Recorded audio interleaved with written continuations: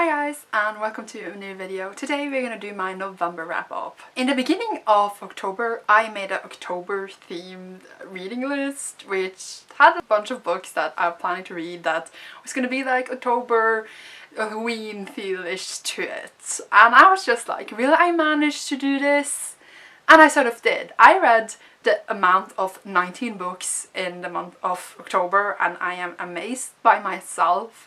And I'm just like, wow. So I'm gonna try to talk as quickly as possible about each book, or else this video is gonna literally last for like until the end of time, and we don't want that, so I'm gonna try to hurry. I do apologize if I seem a bit quick about each book. I started off the month by finishing a book from September, so it's not like October themed. That was an Abudance of Katherines by John Green. I always say that word wrong for the first of all. This book follows Colin, who has been in a relationship with 19 different girls and they are all named Catherine. The reason I read this was because I wanted to say I read all of John Green's books before the newest one came out, Turtles All the Way Down. I sort of struggle a bit with this. The reason I couldn't finish it in September was because I was only managed to read like 10 pages each day because it didn't really capture me at all. I did like it in the end, but it's like my least favorite John Green book. I don't really know. I give it 3 out of 5 stars, but that was like a nice rating. But it's not like I don't like John Green. I love him. He's one of my favorite authors. But I wouldn't recommend this. I would rather recommend Looking for Alaska or Paper Towns or The Fault in Our Stars or Turtles All the Way Down. So yeah, but if you liked it, that's great for you. After every book I read, I always read a graphic novel or manga. I'm soon emptying out of those though, but I try. The one I read after An Abundance of Katherines was Bungo Stray Dogs Volume 4. This sort of does fit the October theme, even though it wasn't on a list I made. It follows like a detective company thing and they have magical abilities. It's a little like Sherlock Holmes-esque sort of, just that there's magic and they fight the mafia and stuff. And I watched the anime, but not all of it, but it's still like in the anime that I have watched this volume, so I knew everything was gonna happen, but I absolutely loved it. And it's like a series with a lot of serious theme and a lot of violence, but still it has a lot of humor in it, so if you like that kind of stuff, I do recommend it. I give this a 4 out of 5 stars, by the way. I then officially started my October reading themed list thing, and for that I started with Meddling Kids by Edgar.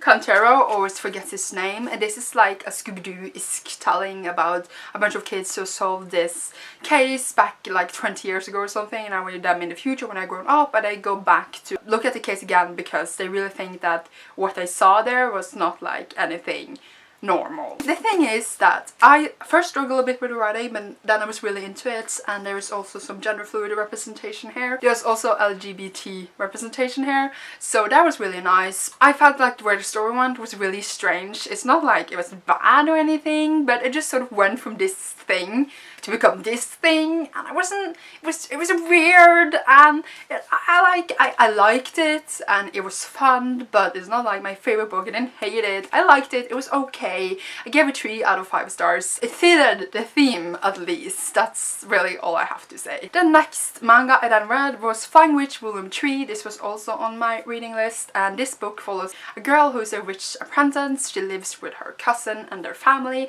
out in the countryside-ish, and it's really sweet story with like a lot of supernatural things happening and about her as a witch and what she learns, and it's just like, it's not dark or anything, it's just super cute and super sweet, and if you just want a fluffy nice manga, I definitely recommend this. I really like this. I'm pretty sure I gave it either 3 or 4 out of 5 stars. I don't remember, but it is really nice. I then have Sharp Objects by Gillian Flynn. This is the only Gillian Flynn I haven't read, except that really short one, The Grown Up, and this definitely fitted the theme of like my theme month. This follows Camille, who is a reporter. She goes back to her hometown after having left there when she was really young because one girl is missing and one other girl has been killed, and she's there to cover the case, and she has to confront a lot of things of her past in her home, which is like a really toxic family.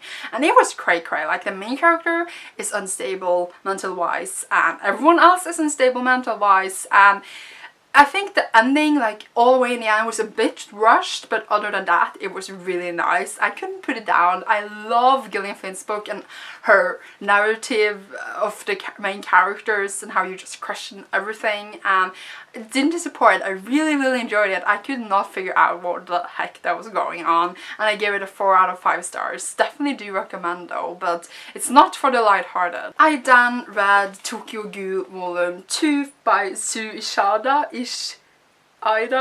Ishida, something like that. This book follows ghouls who are like humans-ish, just that they live off human flesh really, and the government hunts them. And this is the second volume in the series. I watched the anime, which is great, except the second season, but I pretend that it doesn't exist. I really, really enjoyed this. It still follows the manga pretty closely, like of the things I watched in the anime. So I knew everything that was gonna happen, but I really, really like it. I really like the series. It's really dark and gritty, so if you like that kind of stuff, it's a lot of violence and blood, so yeah, it's for you. I then read Dragon's Green by Scarlett Thomas. This was the book I was unsure of to put in my reading list because I didn't know if it was actually gonna be like dark and stuff as I thought it would be. It's not really dark, it's a middle grade, so it's really fluffy and cute, but it's sort of a bit fitting if you're a kid at least.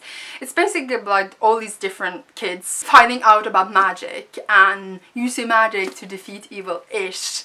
It's like a really vague explanation there because I just don't want to go into details, but the author, Scarlett, she created a really, really wonderful world. I know I would have absolutely loved this as a kid. Like, I really, really enjoyed it now, but I know I would have loved it even more if I was a kid. And I really, really liked this book. In the beginning, I was not really in the mood for like what this kind of story was at the time, but when I got into it, I couldn't put it down. I just really, really like the world, and I think it's gonna be 4 or 3 books at least. So I'm really excited for the next ones. Also the cover is super nice. It also glows in the dark. So I gave this 4 out of 5 stars. I just realized I've given like everything 4 out of 5 stars almost. So yeah, I rarely give really high ratings recently, and I rarely give really low ratings. So I'm like in the middle all the time. But yeah, the next one I read was Tokyo Ghoul Volume 3. I already said what this is about. This is just a continuation, and I really, really enjoyed it, and I wish I had the next volume, but I don't.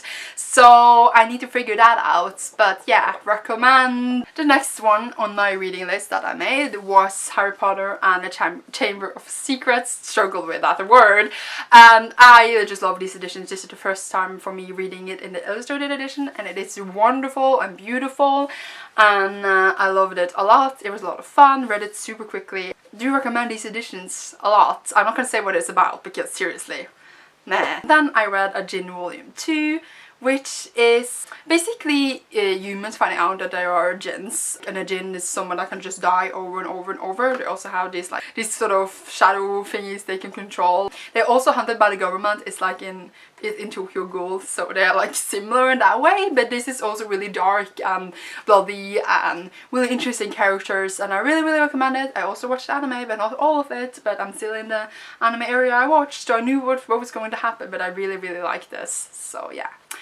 I do recommend this too! The next one on my reading list was then Spellbook of the Lost and Found by Fowley-Doyle, and I read Accident Season last year, really, really liked it. Not last year, 2015 I meant. This book basically follows people who cast a spell, and then things disappear, and it's basically about lost things and lost people, and it's really strange. It's magical realism, and it's really strange, but it's like the atmosphere in the book was lovely. I really, really liked it. The characters was lovely. There is bi representation in it. There's also gay representation. I'm a bit unsure because she didn't ever label herself. Whatever the word, there was at least bi representation in it. I was even shocked in it, and should have seen that coming, but I didn't, and I really, really liked it. I gave it a 4 out of 5 stars. Again, I do recommend it if you want a really atmospheric, strange read. The next one is not on the reading list, the next manga, because I just didn't add more manga than those I just showed you. So this one was not there, but it still sort of fits the theme, and that is Seraph of the End Volume 2. This book follows vampires, and there's also an apocalypse-ish, like a lot of humans have died because of this virus, and the vampires are sort of taking over a part of the human world, and there's chaos. It follows Chihiro, who wants to kill all the vampires. So it's really nice. I really, really like it. I watched the anime, but not all of it. again. It's really decent. I like the other ones I read more, but I don't want to compare it like that. But still, I gave it a 3 out of 5 stars, and I'm really looking forward to continue the series. I don't have it, so again, that's a problem. I then read something that really fits the theme of this month, and that is There's Someone Inside Your House by Stephanie Perkins. This is a new standalone thriller slash slasher YA book, and it follows Makani, who is from Hawaii. She's an African American native Hawaii, I think, if I remember correctly. There is also trans representation in this book. She has moved to this small town. She moved there pretty recently, and people in the town starts dying. I actually sort of liked it more than I thought it would, because I saw so many bad reviews and I thought I would hate it, but it was sort of entertaining. It was really interesting. I couldn't put it down at some points. I was creeped out when people got killed, because I thought I wouldn't be, but I was actually a bit creeped out, so that was great for the atmosphere of the book. It was just like the motives behind the killing and some of the romance in the book. It's not like I hated the romance and didn't mind it. It was just like really romance heavy to be a horror book. And it was also a bit weird, the motives, as I said, behind the killing and how the story went, like, to reveal the killer, and that was really strange how that was done. So I just gave it 3 out of 5 stars. I did, however, really enjoy it, actually more than I thought I would. I was pleasantly surprised. I liked it, I didn't hate it, didn't love it. So yeah, there you have that. This was not in my reading list, as I said, but I then decided to read The Walking Dead Volume 1, Days Combined. I have watched all of Walking Dead, so I obviously knew what was gonna happen. This is actually different from the series. I knew, of course, the series was different. I really did enjoy it. I have many issues with The Walking Dead, the series itself, the pacing and what's happening and the plots, but in the beginning, the first season is my absolute favorite of all the seasons, so this was really nice to go back to. It's just like 5 billion volumes and it costs a lot of money. I get it actually a 4 out of 5 stars, but I am not sure if I feel the same now. It would probably be like 3.5. Yeah, it's about zombies, by the way, if you didn't know. I'm pretty sure you know. I then had read all the things in my reading list, all the books, all the mangas. I was like, fuck that, I want to read what I wanted to. I hurried through the reading list so much because, one, I was really behind on my reading because I hadn't read in like 10 days. And then I got Turtles all the way down, and I was just like, I had to read all the things in the reading list before I can read that. So I just pushed through that, and then I read Turtles all the way down. I heard nothing about good things about this, and I thought it was a really good book. I really liked it. I just didn't love it. It's like I am Billy Spearstone in my 5 stars lately. I haven't had any wrap-ups all year, so you didn't know this, but I am really Spearstone with 5 stars just lately and in general. So I only gave this 4 stars, but that did not mean I did not like it. I just thought it's not a new favorite, so I just didn't. It's maybe like a 4.5 even. This book follows Asa. Is that how you say her name? It's Asa. She struggles a lot with mental illness and stuff, and I thought it was really interesting to read about, and I really did care for her and all the characters. I thought her banter with her best friend was interesting. I was just like, is this a bad friendship or is it not? And the romance was really cute. It's not romance heavy at all. I found a lot of the things in it was really interesting, and I read it super quickly, so I really liked it. I do recommend it. It's just like, it's not like the most amazing book I read all year, which a lot of people have said it was, which is great for them, of course. I just didn't feel it was that good, but it was really good.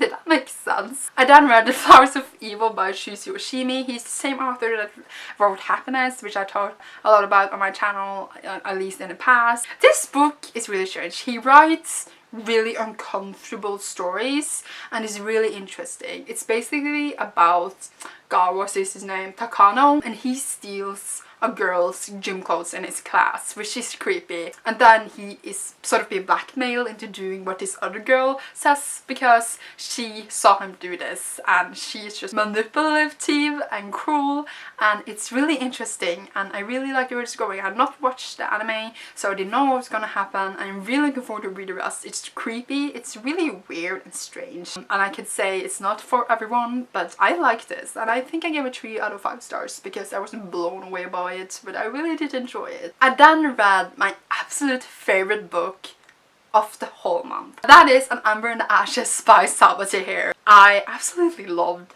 every moment of it, and I thought I was going to be disappointed because I heard so much about it, but I didn't. It follows, what's her name, Laya, who sees her whole family has been killed and her brother's in jail, and she goes to the resistance to make them help her free her brother from jail because they live in a really suppressed society, and the resistance is the one resisting that. That was a really bad explanation, I am sorry. So they say that they will free her brother if she spies on the commander of like this school who trains soldier for the Empire. And then we also follow the perspective of Elias, who is one of these soldiers.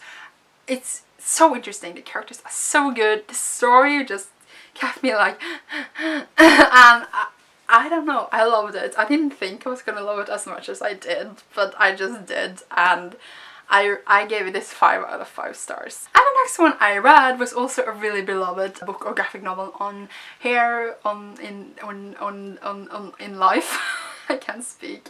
And that is Saga Volume 1. And this basically is a science fiction graphic novel in this war.